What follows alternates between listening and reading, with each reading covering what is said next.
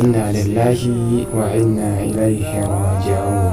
Wannan haka yake, kullu nafsin za'iqatul maut. Kullu nafsin Al'umma na gari na ya galalan, ina muku ta'aziyar wannan babban rashi da muka yi a garin mu, wato ya galalan. Da fata Allah subhanahu wa ta'ala ya ji kan wa'annan kakanni namu, ya gafarta musu, ya sa can tafiye musu nan, ya kuma ba ma iyalansa jura haƙurin wannan rashi, da mu gabaki ɗaya al'ummar garin ya galala. Allah subhanahu muke roƙo da ya gafarta ma mamatan wayanda suka rasu tun daga zamanin annabi Adam har zuwa yanzu.